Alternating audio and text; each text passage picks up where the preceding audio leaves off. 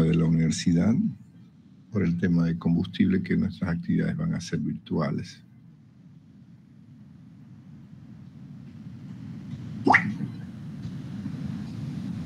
Entonces, nuestras clases de teoría y las clases prácticas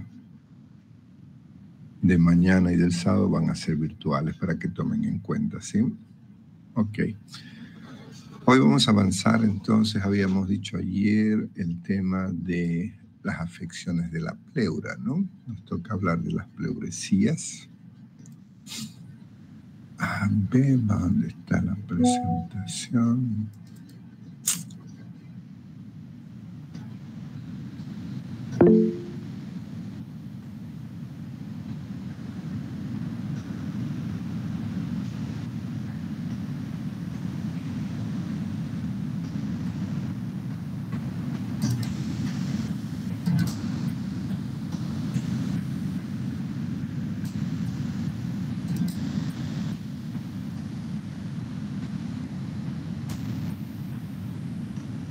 ¿Me confirman si se ve?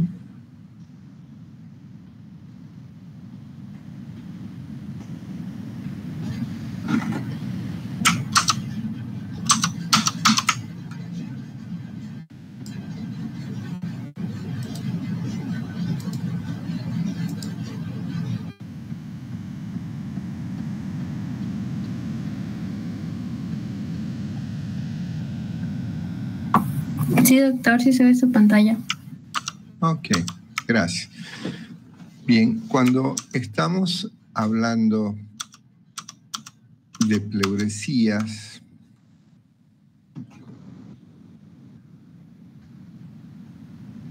ajá, ya se está el monitor, por eso es.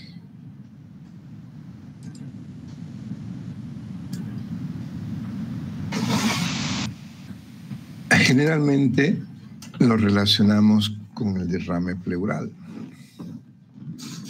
pero el derrame pleural en sí es un diagnóstico o es un signo. Siempre mantenemos la duda, ¿no? Entonces, lo que tenemos que comprender que no siempre un derrame pleural es sinónimo de una pleuresía, ya que la pleuresía refleja cuando la pleura está inflamada, sea por una enfermedad vecina, como un derrame paraneumónico que luego se convierte en un tipo de derrame pleural especial que se conoce como empiema, cuando el contenido es purulento, o en el caso de una tuberculosis, o en el caso de una policerositis, como un lupus, etcétera, ¿no? Entonces, ¿qué es el derrame pleural? No es nada más que la detección de líquido en la cavidad pleural. Y estos líquidos pueden ser de diversas causas, desde un hemotórax, por ejemplo, en una hemorragia, en una contusión, pero también puede ser cuando se afectan los mecanismos fisiológicos de la ley de Starling, donde mantenemos presiones, ejemplo, en la disminución de las proteínas totales, la hipoalbuminemia, hay pasaje del líquido hacia afuera del espacio intravascular, ¿no? Entonces, todos esos elementos debemos considerarlos. Y para poder diferenciar desde el punto de vista de elementos propios que nos pueden identificar entre si hay una pleura enferma o es simplemente una pleura que está apoyando esa pérdida de cargas de presiones, de ahí que vamos a tener en nuestros conceptos, y siempre pregunto en examen, ¿qué es un trasudado y qué es un exudado? Entonces, cuando hablamos de pleuresía, estamos siendo sinónimos de exudado. Es decir, que la pleura está inflamada. Cuando hablo de derrame pleural, puede ser que esté hablando de exudado o de trasudado, que no es lo mismo que pleuresía. Eso hay que diferenciarlo. Porque un trasudado significa que la pleura está sana. Que tenga líquido entre el espacio interpleural no significa que está enferma. Entonces, un exudado, vamos a ver que hay aumento de la permeabilidad de los capilares pleurales, una obstrucción linfática. En cambio, en el trasudado, lo que hay son alteraciones en la ley de Stalin, donde hay un aumento de la presión hidrostática con una disminución de la presión oncótica. Y esto, cuando obtenemos muestras y le hacemos un análisis químico, vamos a ver que tanto el LDH, las proteínas totales, reflejan una diferencia. Ahora, ¿cómo sospechamos un derrame pleural? Primero, hay, en el caso que les transmití el otro día, paciente que se cae del techo, fractura de cráneo, fractura de 5 costillas posteriores. ¿Será que hay lesión pulmonar con tremendo golpe que le ha roto 5 costillas? ¿Será que hay, además de la contusión pulmonar, derrame pleural? ¿De qué tipo? Ahí pues es fácil, ¿no? Porque ahí ya lo espero que haya. Más bien sería raro que no haya. Porque si cayó tan alto que le rompió la cabeza y le ha roto las costillas, obvio que el pulmón está contundido. Entonces la pregunta es, ¿será que esa costilla no rompió la pleura? Entonces ahí, si rompió con trauma, ¿qué tipo de líquido esperamos encontrar? Hemorrágico. ¿Y será que la pleura está lesionada? Claro que sí, o la contusión. Entonces, pero en otras ocasiones, a veces el derrame pleural es un hallazgo casual. O a veces, cuando son de causas crónicas, por ejemplo, cuando hablamos de tuberculosis, el paciente presenta un dolor sordo, es decir, ese dolor incómodo, pero que no es tan intenso, pero que está ahí. Luego que va aumentando, si hay inflamación de la pleura, como se llama el término de inflamación de la pleura, pleuritis, vamos a tener el famoso síntoma de dolor punta de costado. Y eso hace de que si hay tos, el paciente casi no quiere toser porque sabe que le va a provocar dolor. Y si el derrame va aumentando en volumen unilateral o bilateral, comienza a presentar disnea. Y básicamente es lo que lo lleva al médico.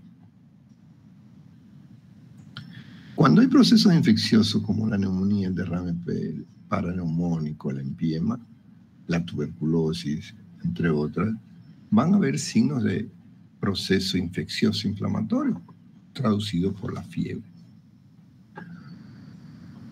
Entonces, encontrar un derrame pleural no es difícil, porque solo se necesita la técnica de la percusión, la auscultación y la vibración. Con eso yo identifico. Pero la tarea para nosotros los médicos es ¿por qué? ¿Qué está pasando? A la infección, ¿cómo detecto un derrame pleural? Si encontramos un paciente con clínica de insuficiencia cardíaca con edema de miembros inferiores, edema facial, que tiene conjuntivas ictéricas, ¿da para sospechar de una insuficiencia cardíaca? Y si hay edema generalizado, si hay anasarca, es obvio que va a haber derrame.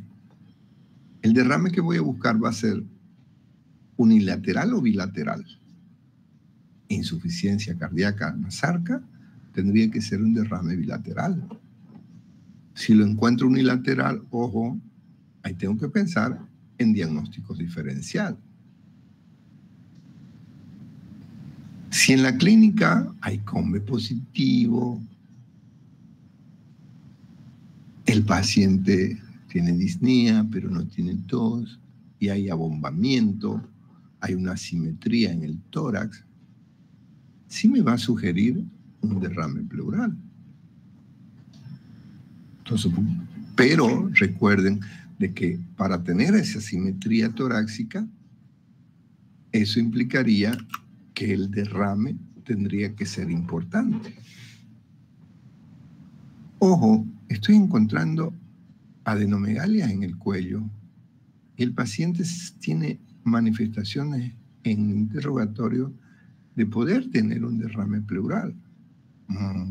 Eso ya no es por insuficiencia cardíaca, eso ya no es por insuficiencia renal, por síndrome nefrótico.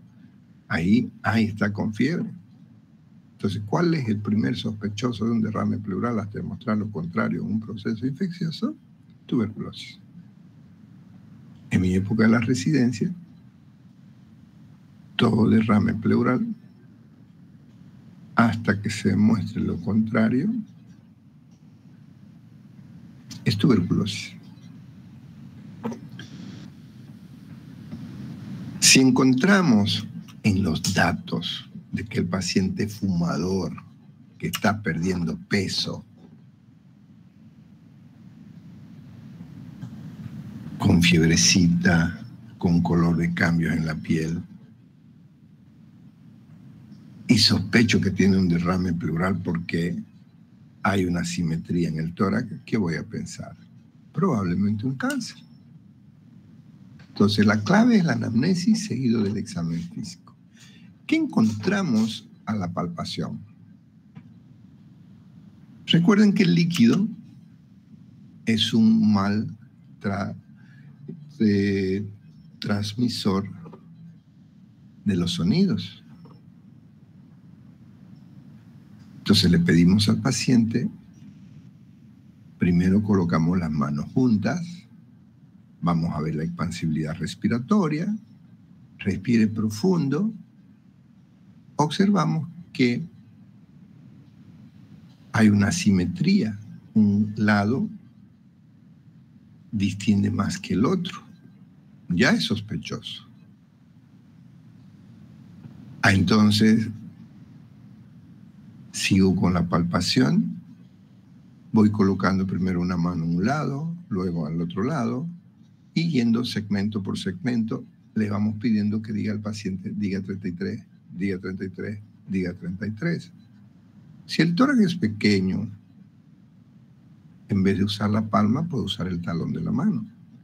Diga 33, 33, 33, luego al otro lado, 33, 33. ¿Y qué voy a sentir? Ausencia. Ausencia de vibraciones vocales, especialmente en el lado que está asimétrico. Si estoy con la palpación, vamos a pasar a la percusión. La percusión no es conveniente hacerla sobre la ropa, a no ser que sea una ropa delgada y haga frío, pues tengo que cuidarlo al paciente. Lo ideal es sobre la piel desnuda.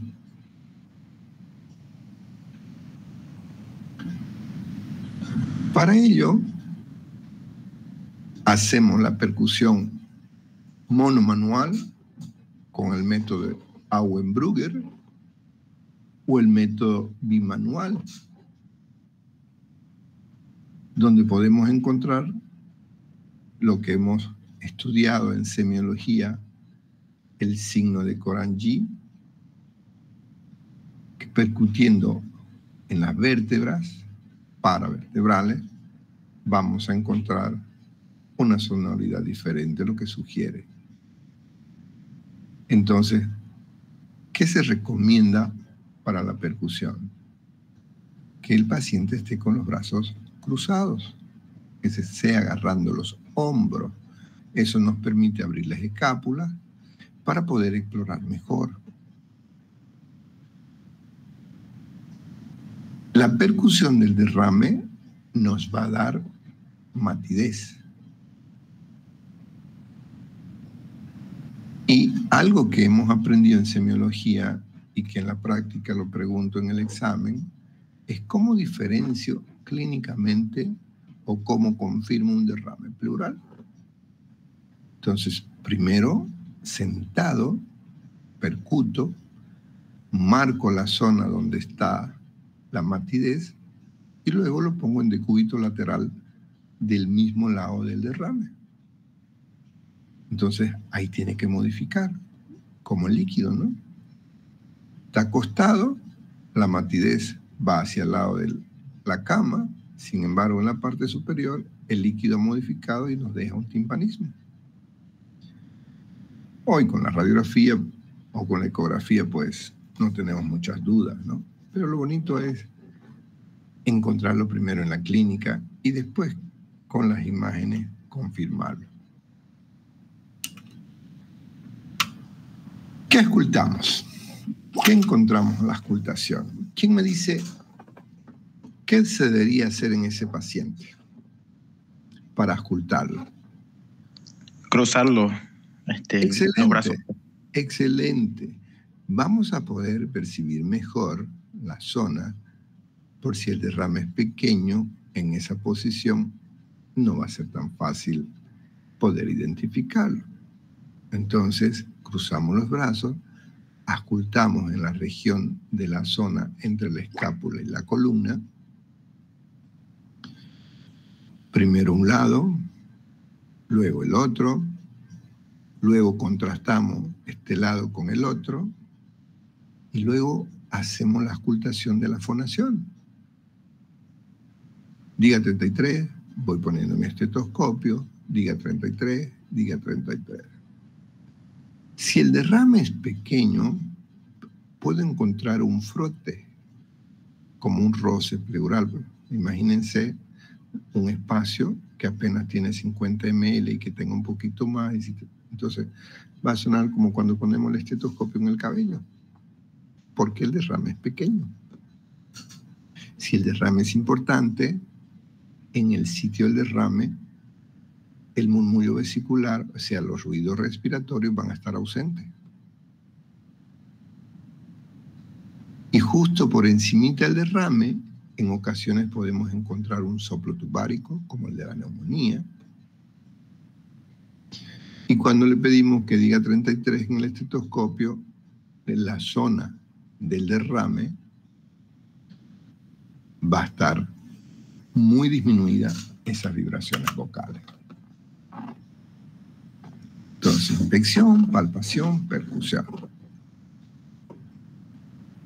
La radiografía o la ecografía nos permite identificar un derrame.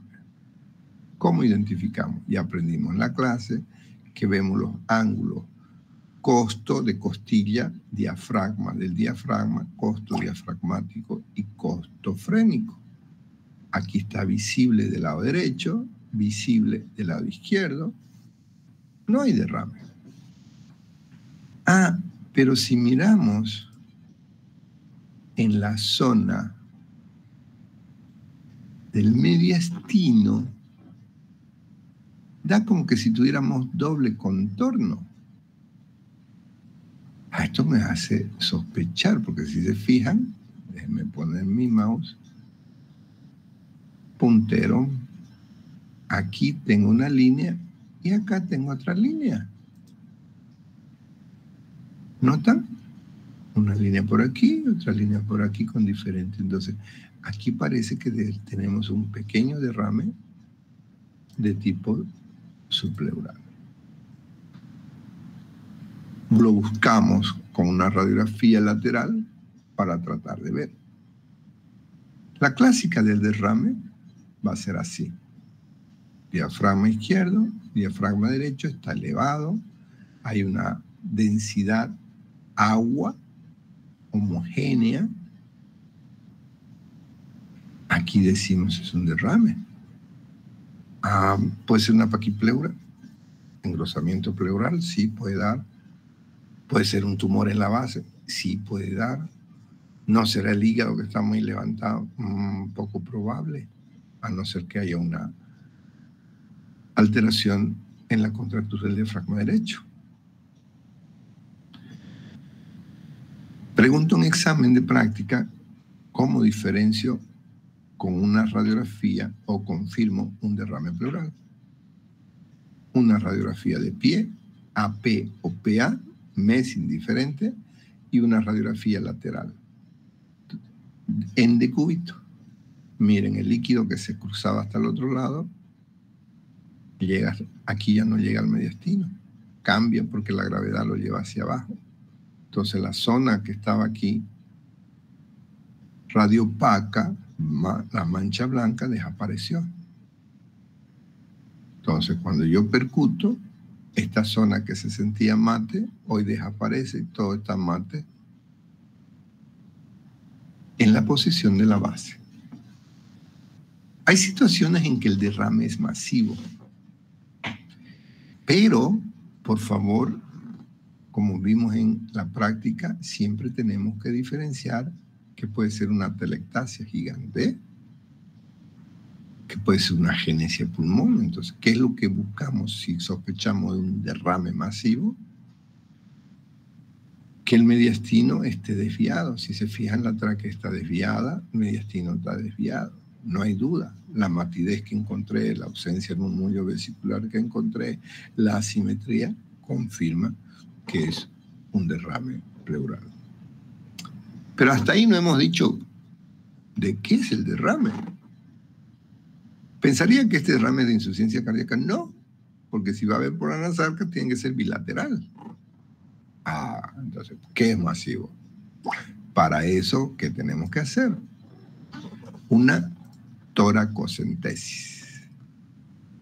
Aquí lo que recomiendo y siempre pregunto es que la toracocentesis debe hacerse con biopsia de pleura para no puncionar dos veces, porque si solo punciono para sacar líquido y después voy a volver a puncionar para hacer la biopsia, pues le estoy lastimando al paciente sin motivo. Entonces, cuando puncionamos, vamos a hacer lo que se conoce la toracocentesis. Al obtener el líquido, lo primero que tengo que ver es la característica macroscópica. ¿Qué color? ¿Qué color es este líquido? ¿Será color sangre? ¿Será color citrino? ¿Será color turbio? Las características macroscópicas, pues eso nos orienta bastante. Si es un color sangre sin antecedente de golpe, de trauma, ¿qué voy a pensar? Cáncer. Si es como leche, un kilotórax. Si es achocolatado. Y si es como agua, clarito, que no tiene espuma, la espuma nos sugiere niveles elevados de proteína. Niveles elevados de proteína es igual a exudado. Exudado es igual a pleura dañada. Entonces, cuando vayan a pedir la orden para el laboratorio después que hicieron la toracocentesis, por favor, van a poner RP, nombre del paciente, solicito citoquímico, bacteriológico, cultivo y test de ADA de líquido pleural. Firma y nombre de la firma y fecha. Entonces, el citoquímico, citos son células, nos va a decir la cantidad de las células. Si es un trasudado, no va a haber células elevadas. Pero si es un exudado, si es una tuberculosis, van a estar las células discretamente elevadas, predominio polimorfos nucleares. Pero si es un empiema, vamos a tener una celularidad elevadísima 1000, 2000, 10.000 células, y a predominio de los polimorfos nucleares. Cito. Ahora, ¿qué nos dice la química? ¿Cómo está la glucosa en el líquido?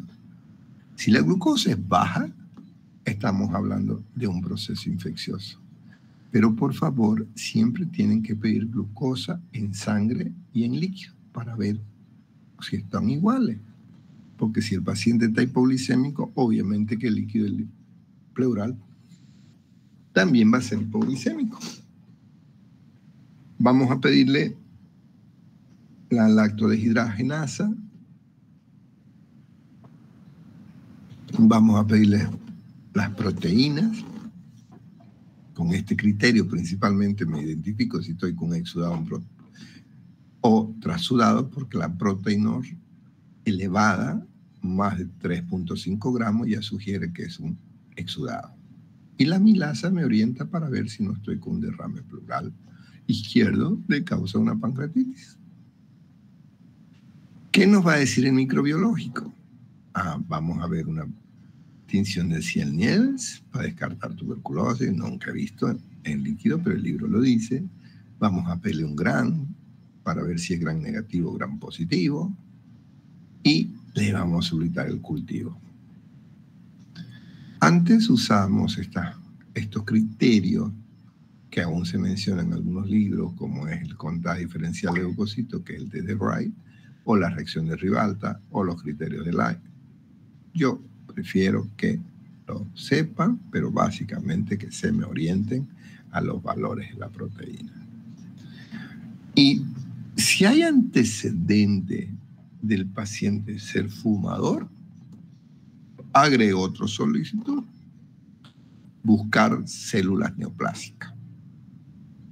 Entonces, tiene marcadores positivos para cáncer, tiene antecedentes de fumador, está perdido en peso, la radiografía me muestra una imagen sospechosa, le pido. Y el pH nos orienta, ¿no? Un pH alcalino, bacteriano o un pH ácido. Entonces, repito, esto no es conveniente, pero el paciente tenía una emergencia. Entonces, el paciente debe estar cómodo porque a veces saca mucho o al tocar la pleura hay una reacción vagal y puede desmayarse el paciente. Entonces, generalmente hacemos una llave 3 vías. Aspiramos, llenamos 3 frasquitos, siempre la regla de los 3 frasquitos, y luego abrimos la llave que vaya saliendo solito. Si combinamos el citoquímico más la biopsia, hay una probabilidad hasta el 68%. No llego al 100%. Ay, ¿cómo aumento esa sensibilidad? Si sospecho tuberculosis. Ok. Aquí le voy a agregar test de ADA, A.D.A, el test de la teanomidasa, como hemos hablado en tuberculosis. Entonces, si les pregunto en el examen, dígame la clasificación del líquido pleural de un trasudado, ¿cuál es su aspecto macroscópico? Ojo, dije trasudado. Ni se les ocurra decirme que es hemático, lechoso, purulento, achocolacado, viscoso. Porque ¿cuál es el color de un derrame pleural donde la pleura no está lesionada? Citrino, blanquecino, líquido, agua. Discretamente con plasma y discretamente amarillo. Entonces, ojo, algunos no han venido a esta clase, entonces cuando yo le pongo clasificación según el aspecto macroscópico del derrame pleural, según el trasudado, ok. ¿Cuál es el proceso cuando sospecho un derrame pleural? ¿Qué es lo primero que tengo que pensar? Una toracocentesis, pero además que sea con biopsia. Punciono, saco el líquido, ¿qué color es? Entonces, si lo veo hemático y hay antecedente de golpe, es un hemotórax. No hay antecedente de golpe, es un cáncer. Es como leche. Es un quilotórax, probablemente una pancreatitis. Es purulento, un empiema, infección. un derrame paraneumónico. Es achocolatado, pensemos en ameba. Es viscoso, pensemos en mesotelioma. Mesotelioma es igual a cáncer pulmonar.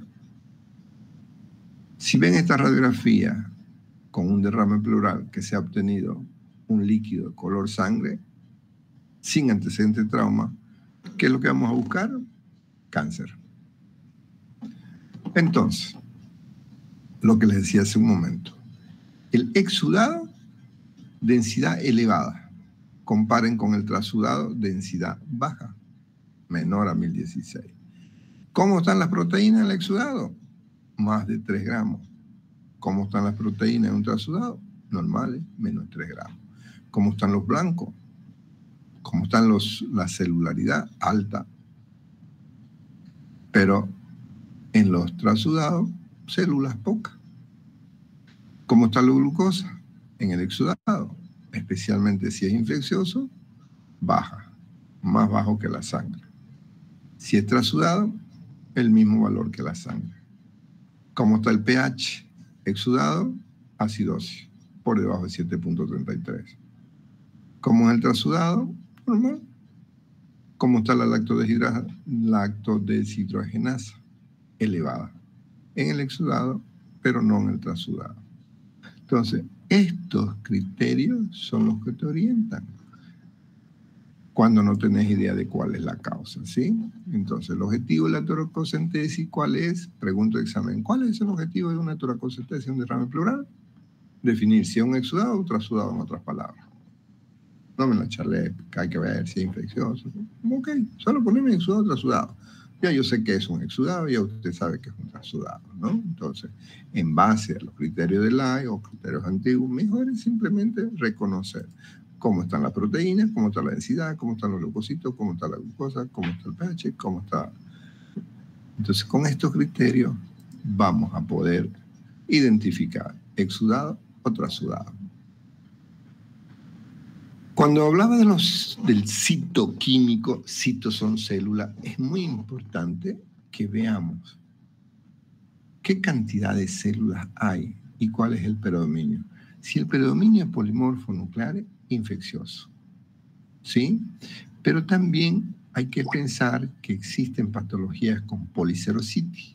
Por ejemplo, una fiebre reumática, voy a pedir valor del factor reumatoideo, en un lupus, en una coagulación intravascular. Entonces, estos marcadores me van a orientar. Obviamente, si está con clínica de reumatismo y encuentro derrame, pues no es difícil la hipótesis diagnóstica. En un estudio que se hizo en el Hospital San Juan de Dios para ver cuál es la cantidad o quiénes son los responsables del derrame, como dice el aforismo, primer sospechoso, tuberculosis. Segundo, insuficiencia cardíaca. Pero, pregunto en examen, ¿cuál es la característica? Derrame bilateral. Lo otro, cáncer, ya sea metastásicos o primario. Luego le sigue paraneumónicos que hacen empiema y las pancreatitis en menor proporción.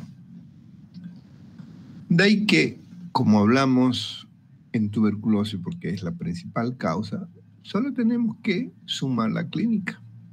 ¿Cuáles son los síntomas? ¿Cuáles son los signos? Si tiene COMBE positivo, sudor nocturna, pérdida de peso, familiares que han hecho tratamiento para tuberculosis, pues mi diagnóstico siempre va a ser sospechar una tuberculosis. Y no es fácil por los laboratorios. Con la biopsia tampoco. A ocasiones, por suerte, hoy tenemos GeneXpert, que tiene una alta sensibilidad, y el test de ADA, ¿no? Como hablamos en tuberculosis. Hago un recuerdo, miren, ese color citrino como orina, con abundante proteína. Mirando eso ya sé que eso es un trasudado. No, doctor Toledo, el trasudado no tiene tanta espuma. Doctor Toledo, el trasudado no es turbio, no es ese color amarillo. Tiene razón. Entonces estamos hablando de un exudado, ¿sí? Por lo tanto, queridos amigos, lo único que tenemos que hacer es confirmar la clínica dejando los resultados del laboratorio. El TDA está por encima de 40 o de 4. Mayor probabilidad. Entonces, la sensibilidad y la especificidad de combinar gamma interferón y ADA es mejor que la biopsia, dicen. Mejor no los contrastemos, mejor hagamos los 3. Biopsia, cuando se puede, porque sabes hacer biopsia. ¿De dónde sacas la aguja de Bill Silverman? O la Brocado, son agujas especiales. No, mejor le hago entonces la punción y le obtengo el líquido, y el líquido lo mando y le hago, ok, entonces hagámosle un interferón y hagámosle un ADA. Y si querés un gene expert también. Siempre cuando sospechando. Miren, derrame pleural, bilateral o unilateral. Bilateral, cardiomegalia con derrame bilateral e insuficiencia cardíaca. Bueno, ya con la anamnesis. ¿Dónde está el derrame pleural? En la radiografía del lado derecho de su pantalla. Miren, ahí tenemos un derrame loculado. A ese le llamamos el tumor evanescente, porque le ponemos un diurético y desaparece esa mancha blanca, ese derrame. En la radiografía del lado derecho de su pantalla, al otro lado, el derrame es izquierdo. Arriba, a la izquierda, derrame pleural bilateral. Arriba está el oculado, justo está la cisura del lóbulo medio. En cambio, la derecha borra la silueta cardíaca. De ahí la importancia.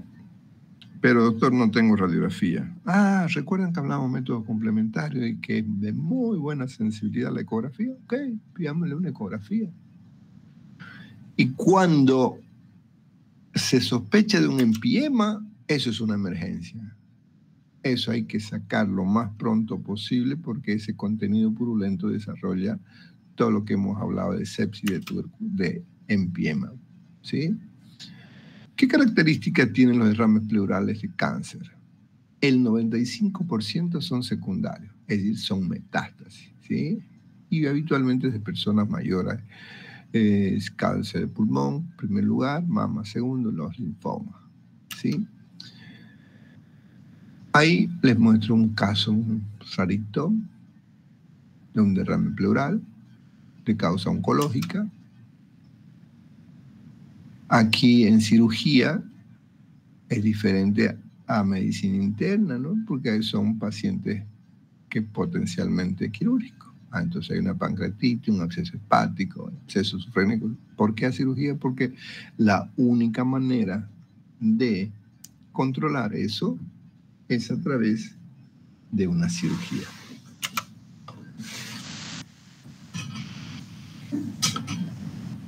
Cuando no tenemos la posibilidad del diagnóstico con la toracocentesis ni con la biopsia, en ocasiones vamos un poquito más agresivos.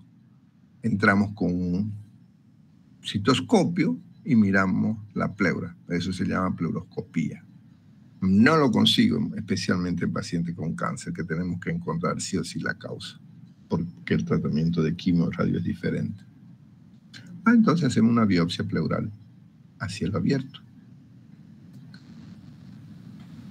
Recuerden, enfermedades reumáticas, principalmente la artritis reumatoidea y el lupus, hay que considerar, pero no trasudado, exudado. Hay una artritis, puedo reconocer por las manifestaciones articulares, ¿no? O por las manchas de la cara, puedo pensar en lupus. Entonces, la clínica más los antecedentes nos pueden orientar. A ver, ¿qué pasa? ¿Es lechoso? ¿Qué puede ser? Hagamos un estudio lipídico. ¿Cómo están sus triglicéridos? Sus triglicéridos están elevadísimos. Entonces un kilotórax. No, sus triglicéridos están normales. Pero hay cristales de colesterol. Es un pseudo kilotórax. Entonces esto puede ser por artritis o por tuberculosis. En cambio el kilotórax ya sabemos que puede ser congénito, traumático, linfoma o neoplasia. Como vemos la tomografía, ¿dónde está el derrame derecho, izquierdo. ¿Esto es una ventana pulmonar o es una ventana mediastínica? Es un corte axial, coronal o sagital. No tengo que decirlo, porque ustedes son capísimos para reconocer que si lo veo como si estuviera echado por rajita, ese es un corte axial. Y si vemos que el pulmón está negro y no se nota parénquima, eso es una ventana mediastínica. Y al otro lado de densidad agua. Sí, hay un derrame. ¿Qué lado? Derecho. ¿Esta tomografía con contraste o sin contraste? ¿Qué color se ve la aorta? ¿Tiene el mismo color que el músculo? No, está más fuerte. ¿Qué color se ve el corazón? ¿Tiene el mismo color que los músculos? No, se ve más fuerte. Entonces, con contraste. ¿Ves que son capísimos? Entonces, guárdense bien. Exudado no es lo mismo que trasudado, ¿sí? A veces confundimos, jóvenes, el derrame pleural por una hernia. En ocasiones tenés debilidad del músculo diafragma, del izquierdo principalmente, y se sube una imagen y nos da un aspecto como si fuera un derrame pleural. ¿Te imaginas que puncioné? ¿Qué vas a sacar? Contenido intestinal. Entonces, cuando hay esa duda, ojo, no tengo claro, ecografía. La ecografía, no tengo ecografía, pues entonces hacerle una tomografía si no reconoce esa radiografía. Porque en la radiografía se conoce que no es un derrame. ¿Cómo puedo estar más seguro? Le hago una radiografía en decúbito lateral izquierdo. Si modifica, derrame. No modificó. Había sido una hernia. Qué bien que no le puse el tubo. Qué bien que no lo puncioné. Porque ahí vamos a complicar a una peritonitis. Absceso pulmonar no hay que hablar, ya lo hablamos. Entonces, para que se les quede en la memoria, los que no hicieron la práctica de radiografía con derrame pleural, así lo vemos, ¿sí? Entonces, el flujograma para el diagnóstico, pregunto de examen, por favor, hágame el flujograma de un derrame pleural. Ok, se hace una historia clínica, se le pide laboratorio, hemograma, radiografía de tórax, se hace una biopsia, vamos a pedir cultivo, vamos a hacer una pleuroscopía y una toracotomía. Perfecto. Habana, basta. ¿Preguntas?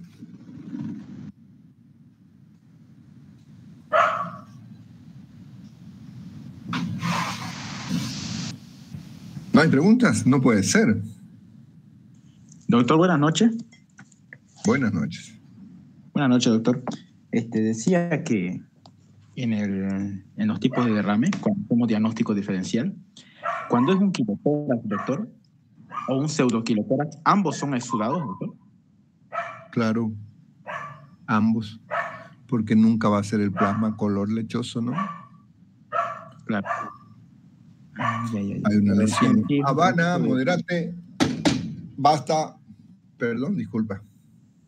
En sí, siendo eso, digamos, como el pseudoquilotórax sería una policerositis y eso hay una inflamación de la pleura y eso hace que haya exudado, ¿no, doctor? ¿Estoy en lo correcto? Cuando decimos policerositis, es que son varias serosas inflamadas. No es solamente la pleura. Por eso se llama policerositis. Ya, doctor. Y esa parte sobre el trasudado, doctor, disculpe. El trasudado. No, porque el trasudado es uno solo, ¿no? El trasudado es uno solo. Causa de trasudado son muchas, pues, ¿no? La insuficiencia cardíaca, por ejemplo, cambia, altera la ley de Starling. Un síndrome nefrótico que perdas albúmina, estás cambiando, vas a tener derrame bilateral. Un paciente que esté desnutrido, hipoluminemia, va a estar igual. Entonces, en la pleuresía por trasudado no existe. Pleuresía es pleura inflamada. Trasudado, pleura sanita. ¿Qué color? Citrino. Generalmente bilateral.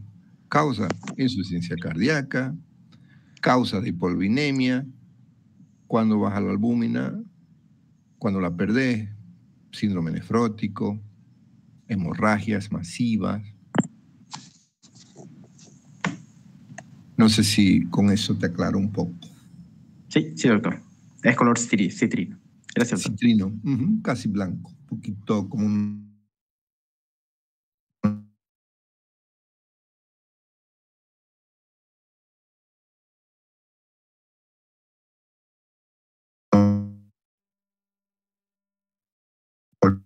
sea, ¿Alguna otra pregunta? o sea, se forma un empedema.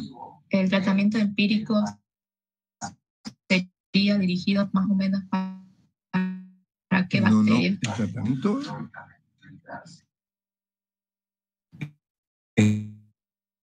es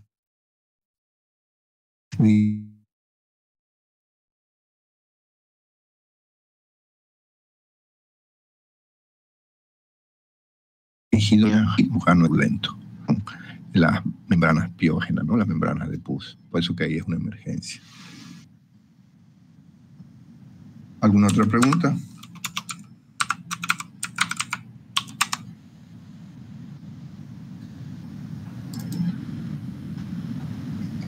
Y al momento de solicitar el estudio del líquido pleural, ¿eso se lo manda de manera aparte del laboratorio? O sea, sí, va en una orden aparte. Va en una orden separada y generalmente mandamos 3 frasquitos. Estos frasquitos de antibiótico, generalmente las enfermeras los vacían, los lavan y ahí mandamos con sus tapitas. Siempre que se saca líquido se toman 3 frasquitos y hacemos la orden. ERP, ¿cómo se llama tu paciente? Solicito citoquímico bacteriológico cultivo de líquido pleural. Sospecho TB, le agrego ADA. Sospecho cáncer, le agrego detección de células neoplásicas. Ah, sospecho hongo. Ok. Detección de tinta china. Quiero asegurarme una TB. Ok. GeneXpert más en líquido pleural. ¿Alguna otra cuestión?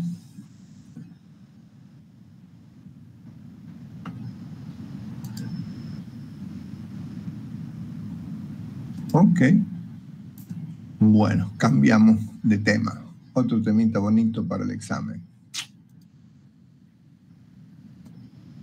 Hablando de pleuras, otra alteración que es común de encontrar solo o combinado con derrame es el neumotórax. ¿Me confirman si estamos compartiendo, por favor?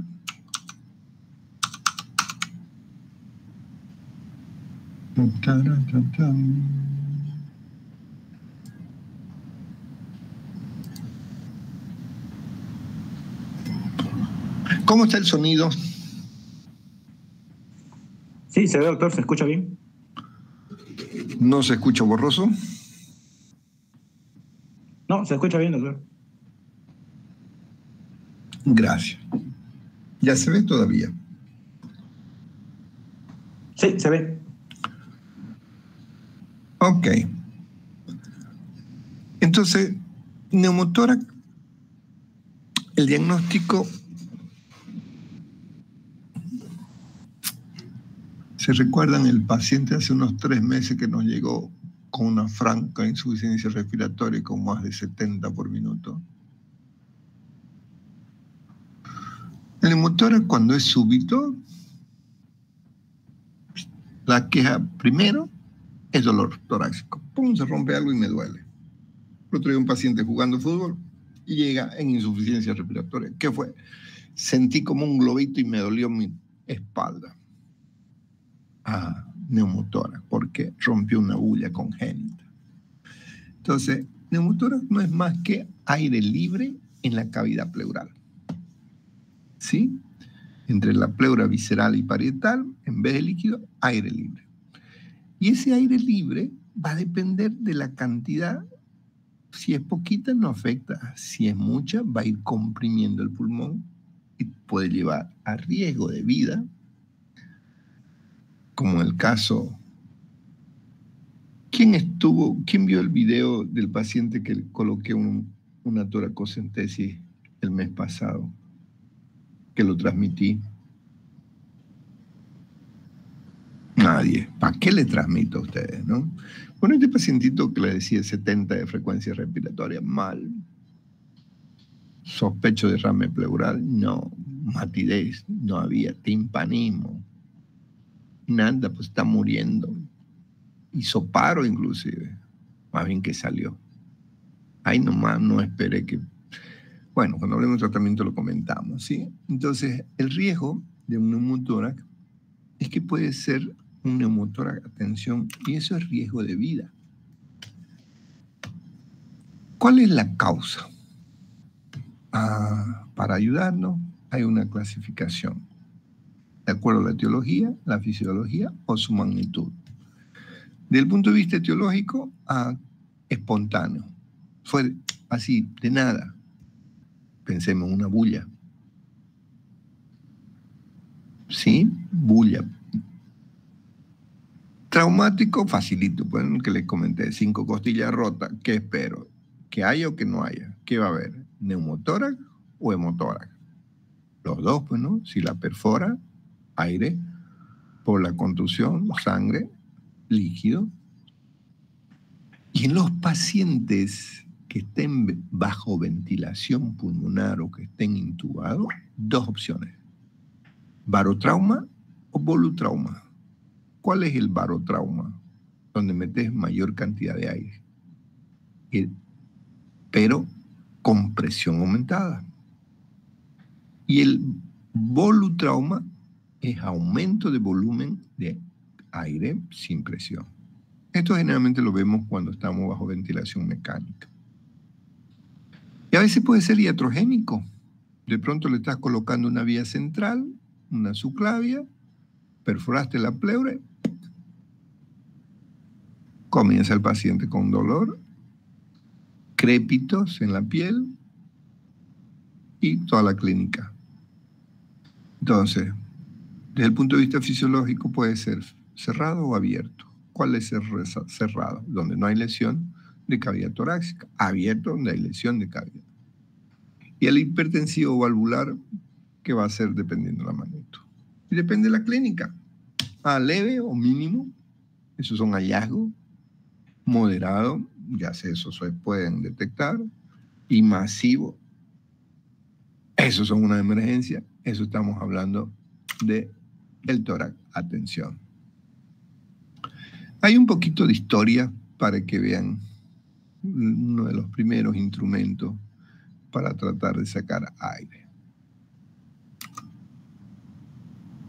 Cuando decimos que es primario, habitualmente vamos a pensar en alguna bulla o alguna lesión ahí.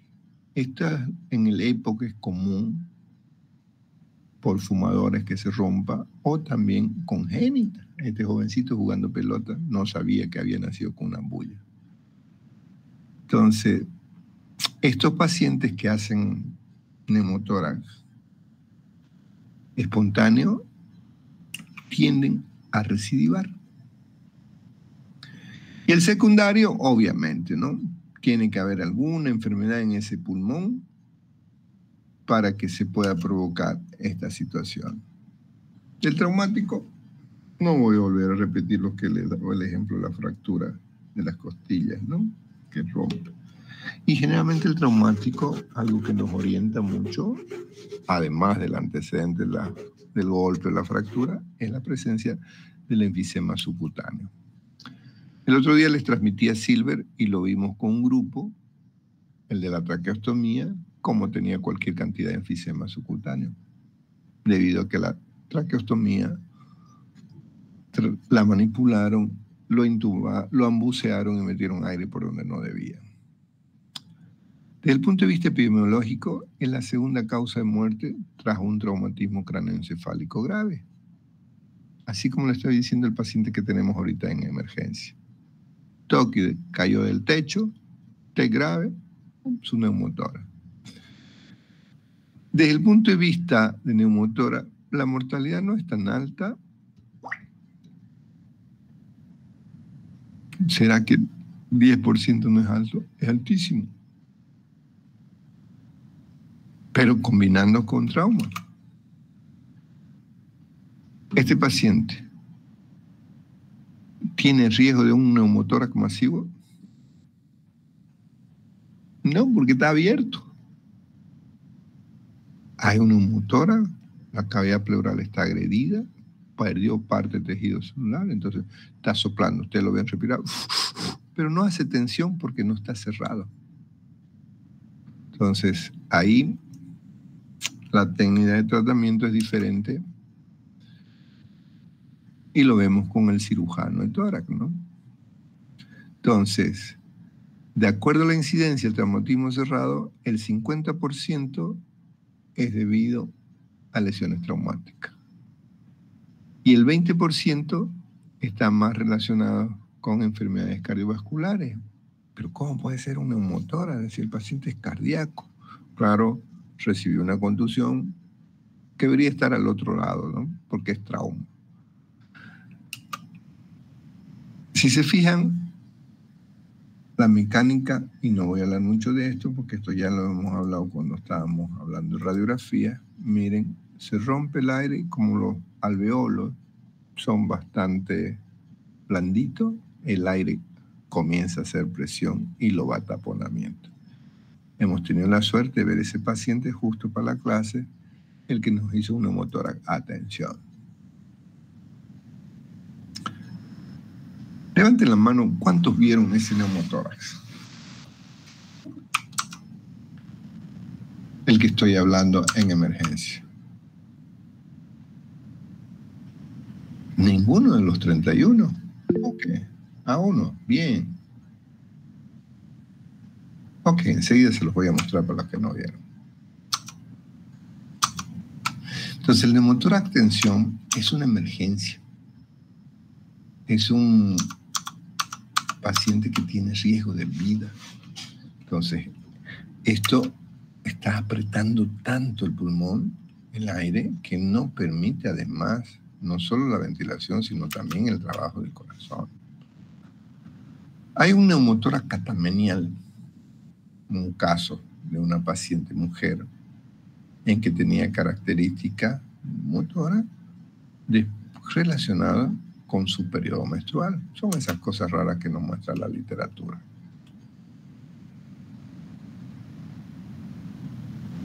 Fíjense que en este caso lo trataron, funcionaron, pero volvió a presentarse.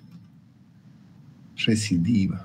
Entonces, aquí son esas cosas que se publican.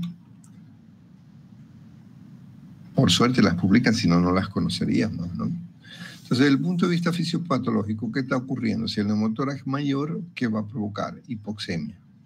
Va a haber hipolemia, va a haber una alteración de la ventilación y perfusión.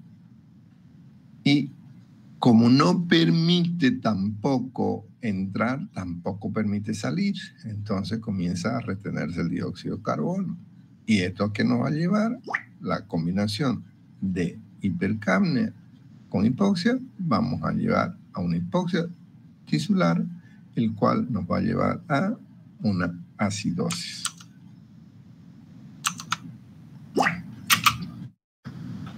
¿Cuál es la clínica? Dependiendo, queridos amigos, si es súbito, la ruptura, dolor.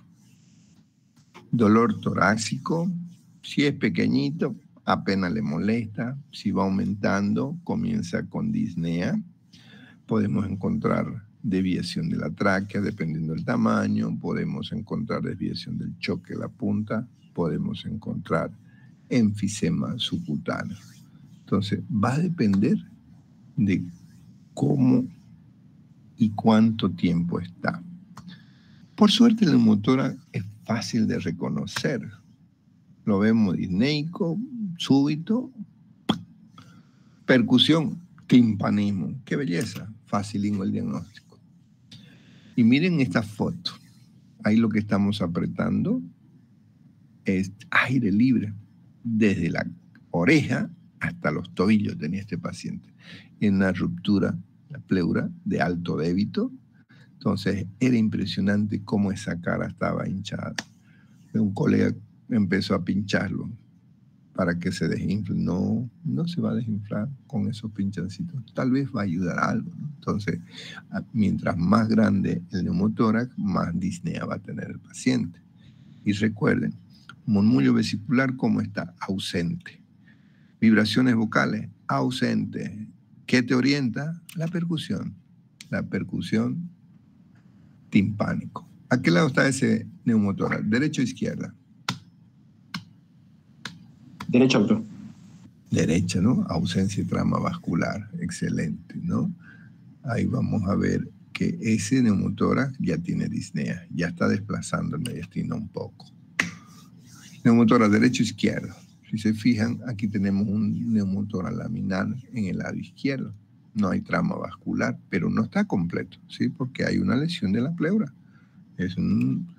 Cuando la pleura está sanita, el neumotórax se va hasta arriba, como en este caso. Miren, ¡pum! Se va hasta arriba. En cambio, en este no. En este solo esta parte, pero aquí tengo trama.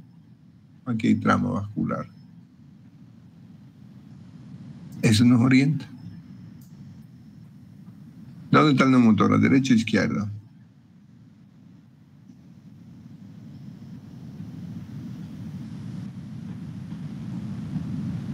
Cric, cric.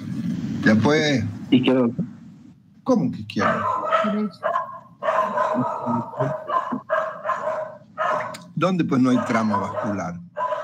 Miren, se puede ver la línea del pulmón. Habana, basta. Llega derecho, pues no, miren, todo esto de aquí no tiene trama. Se la puede ver bien el borde de la pleura. Esos son laminares, esos no requieren tubo, a veces espontáneamente se absorben. Derecho o izquierdo. Derecho. Derecho, ¿no? Grande, patubo. Derecho o izquierdo. Tomografía axial computarizada. Corte axial. Izquierdo. Izquierdo, correcto. Tan capísimo. Derecho o izquierdo. Izquierdo, doctor. Izquierdo. Derecho o izquierdo. Derecho. Derecho. Bulla es pequeña y se rompió una. Derecho o izquierdo. Derecho, doctor. Excelente. Derecho. Entonces, las complicaciones de un neumotórax, mientras más aumente, nuestro riesgo es el neumotórax hipertensivo, que eso lleva a un riesgo de vida, ¿sí? Entonces, ahí tenemos que ver el diagnóstico, cuál es la mecánica, cuál es la causa, cómo está respirando, cómo está saturando, y en base a eso, si como en el caso que les mostré y que les voy a mostrar, no necesité la radiografía, porque no daba tiempo. 70 por minuto, 72 por minuto, frecuencia respiratoria saturando bajísimo, nos hizo paro en nuestro delante, que lo íbamos a mandar a hacer radiografía, no iba a aguantar, ¿no? Entonces, pero cuando el paciente no está en franca insuficiencia, ok, podemos pedir una radiografía, podemos pedir una tomografía, una eco, además vamos a ver cómo está saturando, vamos a ver cómo están sus gases en sangre, y siempre descartar otras posibilidades que puedan estar acompañando las lesiones, ¿sí? Entonces, si es la primera vez, una pleurotomía, solo su punción.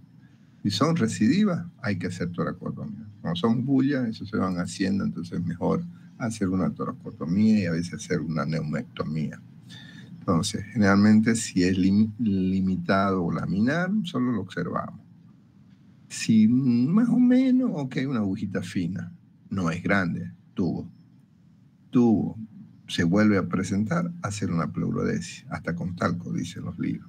Llamar al cirujano y hacer una toracotomía. Actualmente video, pues, ¿no? Entonces, de ahí, jóvenes, que es lo que tenemos que estar alerta. Como les digo, el neumotórax es facilingo diagnosticar. El tema es definir cuál es la causa, ¿sí?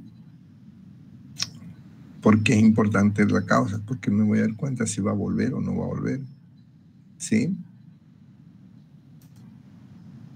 De ahí que el procedimiento, aquí fíjense, están haciendo una videocopia donde están viendo múltiples bullas, estas se revientan y esos son los causantes del neumotórax.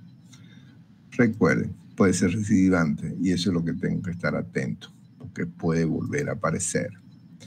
Y aquí estamos haciendo ya un procedimiento quirúrgico grande, ¿no? Aquí un paciente traumatizado, miren el corte, el cuchillo del corazón y lastimó también el pulmón. Eso no son difíciles de diagnosticar, son difíciles de tratar y la evolución es bastante complicada. El neumotórax, si se acompaña de disnea, siempre va a estar con oxígeno y siempre debemos calmar el dolor. Cuando el paciente está cómodo, ok, aquí está, con la boca abierta, porque por respirar o por dolor. Por respirar, porque todavía no se le ha provocado ningún tipo de dolor. Aquí nos ponemos guante, quita sin guante, ya luego se pone guante y con una aguja fina, dependiendo del sitio, hacemos una punción, como fue el que hice. Esto hemos tenido la suerte de visualizar, un caso de neumotórax, atención, paciente lo hemos visto que nos hizo paro, y cuando el neumotórax es abierto, hacemos un parche que tape, pero una sellada, 2 selladas, 3 selladas, y la cuarta no, porque tiene que salir aire. Entonces cuando él meta aire, el parche actúa, no deja pasar. Bota aire, desinfla, como una valvulita, ¿sí? Aquí un paciente traumatizado, está respirando tranquilo, pues es más fácil, ¿no? Entonces, la técnica quirúrgica lo van a llevar al año con nuestros profesores de cirugía. Este es el material que se requiere para colocar un tubo de tórax, los distintos tubos que pueden haber. Y en ocasiones, cuando hay una fístula, es decir, que permanentemente está provocándose el neumotórax, tenemos que hacer una aspiración continua a presión. Entonces, esto, por favor, quisiera que cuando estén en cirugía se aprendan esta técnica, porque es importante saberlo, porque a veces no te da tiempo de llevar a un hospital mayor complejidad y vas a tener que hacerlo. Y la punción no es complicado, solo tenemos que saber dónde vamos a puncionar. Y en técnica quirúrgica van a aprender a cómo colocar el tubo de drenaje. Aquí vemos un poquito el material, la aspiración continua. Esto sí hay un truquito en la práctica, lo vamos a ver cómo debemos colocarlo. ¿Pregunta?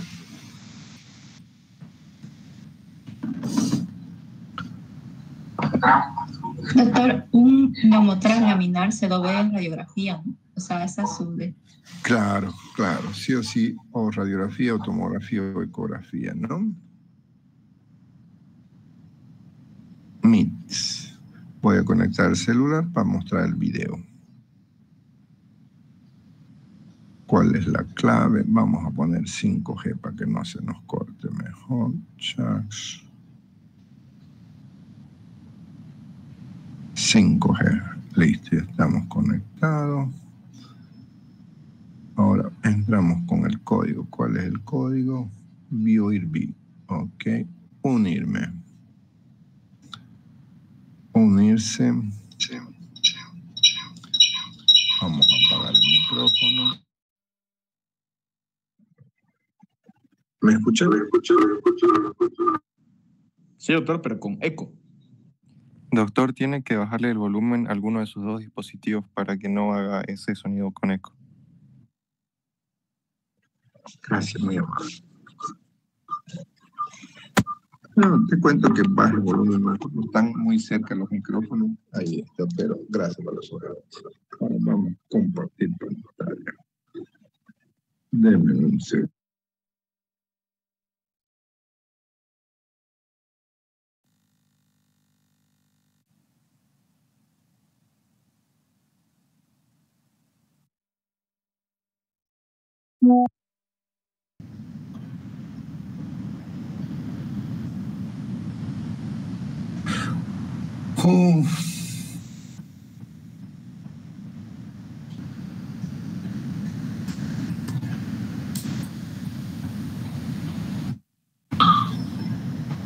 ¿Me confirman si se ve? Sí, doctor, ¿se ve? A ver, doctor. Ok, miren esa respiración. El jovencito, yo soy sincero, nunca vi en un adulto 70 minutos.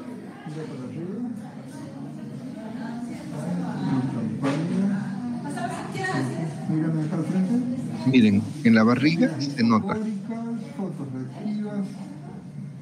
nariz húmeda, abra la boca grande, saque la lengua. ¿Sí cuentan? Entonces, cuando acordamos, no hubo tiempo de pedir, pero todavía ahí pude examinarlo, ahí detecté el neumo. Ahí la percusión. No sé si escuchan. Y de ahí, paro. Pero voy a buscar el video, se lo voy a compartir. Y este que llegó anoche, si lo pueden ver, mañana lo vamos a ver, este caso. Con el grupo de práctica. Está interesante también. ¿Preguntas? Ya nos vamos, sí, ya nos vamos. Denme un segundo. Déjenme ver un rato. Tengo pillo, es que quiero ver ese, justo es lo que tengo que mostrar, pues, ¿no? Video. Doctor, sí, por favor. Me sigue quedando, doctor, la duda, ¿cómo puede un neumotórax ser laminar?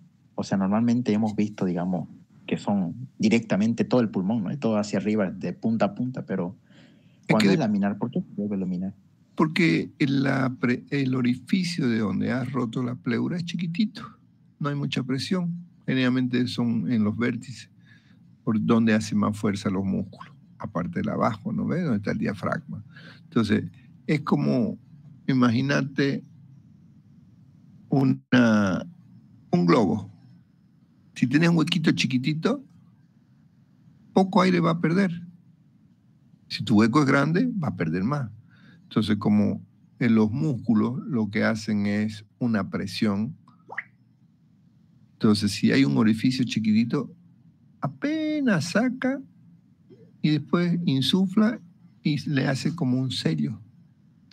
En cambio, cuando hacen fístula, una caverna que rompa, una bulla grande que rompa, entonces el pasaje grande de aire, ¿no? Entonces, eso lo vamos a ver en práctica en algunos pacientes bajo inspiración.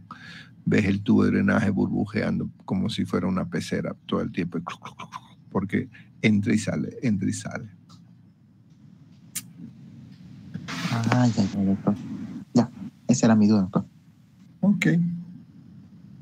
Bueno, les deseo buenas noches. Nos vemos con el grupo de práctica mañana virtual en la tarde y el sábado virtual en la tarde también. Buenas noches. Gracias. Buenas noches. Hasta luego.